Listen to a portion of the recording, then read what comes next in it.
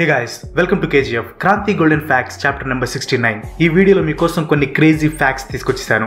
Video చాలా interesting గా ఉంటుంది, మిస్ అవ్వకుండా లాస్ట్ వరకు చూడండి. వీడియోలో ఒక్కసారి మీరు the most vibrant, bodacious, sparkingly, sparingly, captivating and cool అంటారు. ఇంకా అస్సలు ఇచ్చేయకుండా వీడియోలోకి వెళ్ళిపోదాం. Fact number 1. పూర్వకాలం చాలా భయంకరంగా శిక్షించే పద్ధతులు ఉండేవి. దాంట్లో ఒకటే ఈ గిలెటిన్ పద్ధతి. దీంట్లో పైన షార్ప్గా బరువుగా ఉండే బ్లేడ్ ఒకటి ఉంటుంది, కింద మెడకాయ పెట్టడానికి ఒక సర్ఫేస్ ఉంటుంది. మనిషి తల అక్కడ పెట్టి పైన బ్లేడ్ని అలా వదిలేస్తారు. వెంటనే తల తెగి అవతల పడుతుంది. బ్రతికే ఛాన్సే లేదు. ఆ బ్లేడ్ బరువుకి అది వచ్చే స్పీడ్కి మన మెడ అస్సలు తట్టుకోలేదు. అయితే ఇక్కడ ఇంట్రెస్టింగ్ అండ్ స్కారీ ఫ్యాక్ట్ ఏంటంటే, మన శరీరం నుండి తల వేరైనా కూడా 20 సెకండ్ల పాటు మనకి స్పృహ ఉంటుంది. జస్ట్ ఇమాజిన్, తల నరికేసిన సంగతి చుట్టుపక్కల ఏం జరుగుతుందో 20 సెకండ్ల పాటు మనకు కనిపిస్తుంది. ఈ ఫ్యాక్ట్ వింటుంటేనే భయంకరంగా ఉంది. Very strange but true. Fact number 2. జనరల్గా మనం చనిపోయిన శవాన్ని కాల్చేస్తాం, లేకపోతే పూడ్చిపెడతాం. కానీ ఇండియాలో జొరాస్ట్రియన్ పార్సీ అనే కమ్యూనిటీకి చెందిన వారు చనిపోయిన శవాల్ని రాబందులకి ఆహారంగా వేస్తారు. జొరాస్ట్రియన్ పార్సీ వాళ్ళ దృష్టిలో చనిపోయిన వారిని పూడ్చిపెట్టడం, కాల్చేయటం అంటే వాతావరణాన్ని పాడు చేయటమే. వింత ఆచారం. Fact number 3. మీరు మొబైల్ వాడుతున్నారు కదా, అయితే ఈ ఫ్యాక్ట్ మీకు నచ్చకపోవచ్చు. మన మొబైల్స్ పబ్లిక్ టాయిలెట్స్ కంటే అసహ్యకరమైనవి. ఒక యావరేజ్ పబ్లిక్ టాయిలెట్లో ఉండే బ్యాక్టీరియా కంటే మన మొబైల్స్కి 10 రెట్లు ఎక్కువ బ్యాక్టీరియా ఉంటుంది. జోక్ కాదు, ఇది scientifically proven. Fact number 4. Horned lizards అనే కొన్ని జీవులు ఉంటాయి. ఇదిగో ఇలా ఉంటాయి. దీనికి ఒక భయపెట్టే డిఫెన్స్ మెకానిజం ఉంటుంది. అవి ఆపదలో ఉన్నప్పుడు కళ్ళలో నుండి రక్తాన్ని చిమ్ముతాయి. కళ్ళలో నుంచి రక్తాన్ని చిమ్మటం వెరీ స్ట్రేంజ్. Fact number 5. స్కాఫిజం అని పురాతన హింసించే పద్ధతి ఒకటి ఉంది. దాని గురించి వింటేనే మనకి వణుకు వస్తుంది. ఈ స్కాఫిజంని 5వ శతాబ్దంలో పర్షియా వాళ్ళు స్టార్ట్ చేశారు. ఫస్ట్ పనిష్మెంట్ ఇవ్వాలనుకునే వ్యక్తికి ఫుల్గా పాలు తేనె కలిపిన మిశ్రమాన్ని తాగిస్తారు. బలవంతంగా ఎక్కువ తాగిస్తారు. అదే మిశ్రమాన్ని వంటి నిండా పోస్తారు. తర్వాత ఒక పడవకి కట్టేసి నదిలో వదిలేస్తారు. దీనివల్ల ఏం జరుగుతుందంటే, వంటికి రాసిన పాలు తేనె మిశ్రమం వల్ల పురుగులు వచ్చి వాటిని తినటం స్టార్ట్ చేస్తాయి. అతని మీదే గుడ్లు పెడతాయి. వాటి వల్ల బాడీ డికంపోజ్ అవుతుంది.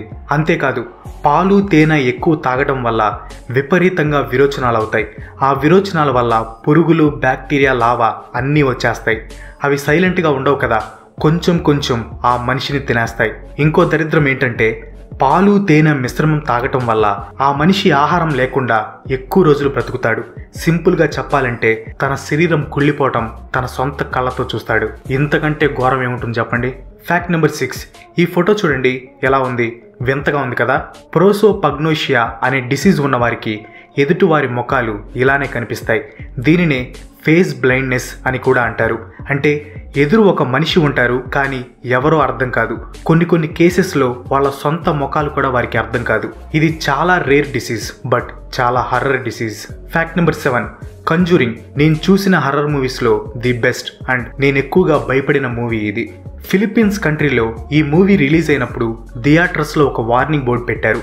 మీరు ఇప్పుడు చూడబోతున్న మూవీ సైకలాజికల్గా, ఎమోషనల్గా చాలా డిస్టర్బింగ్గా ఉంటుంది. ఈ మూవీ చూసిన తర్వాత చాలామంది వింత పరిణామాలు ఎదుర్కొన్నాం అని చెప్పారు. సో మీ సేఫ్టీ కోసం థియేటర్లో ఒక ప్రీస్ట్ని పెడుతున్నాం. సినిమా చూశాక మీకు మానసికంగా ఏమైనా ఇబ్బందిగా ఉంటే ప్రీస్ట్ మీకు బ్లెస్సింగ్స్ ఇస్తారు అని ఆ వార్నింగ్లో రాశారు. సినిమా స్టార్ట్ అయ్యే ముందు కూడా ఆ ప్రీస్ట్ వచ్చి థియేటర్లో ప్రేయర్ చేసి వెళ్తాడు. మరి కంజూరింగ్ అంటే మినిమం ఉంటుంది మరి. Fact number 8. Krishna butter ball అని తమిళనాడులో ఒక పెద్ద రాయి ఉంటుంది. ప్రపంచంలో ఉన్న మిస్టీరియస్ స్ట్రక్చర్స్లో ఇది కూడా ఒకటి. దాదాపు 1200 సంవత్సరాల నుండి అది అక్కడే ఉంది. ఎంత పెద్ద తుఫాన్లు వచ్చినా, భూకంపాలు వచ్చినా, గాళ్ళు వీచినా ఇది మాత్రం 1 ఇంచు కూడా కదలలేదు. దాని బరువు 250 టన్నులు ఉంటుంది. అది ఉండే ప్లేస్ కూడా చాలా స్లిప్పరీగా, స్లాంట్గా ఉంటుంది. అయినా అంత పెద్ద రాయి ఎందుకు పడలేదు ఎవరికీ అర్థం కాలేదు. ఒకసారి 1908లో అప్పటి తమిళనాడు గవర్నర్ ఆర్థర్ హెవలాక్ 7 ఏనుగుల్ని తెచ్చి దాన్ని కదిలించే ప్రయత్నం చేశాడు. ఏనుగుల వల్ల కూడా కాలేదు. దీంట్లో ఉన్న మ్యాజిక్ ఏంటో ఎవరికీ అర్థం కాలేదు. Fact number 9.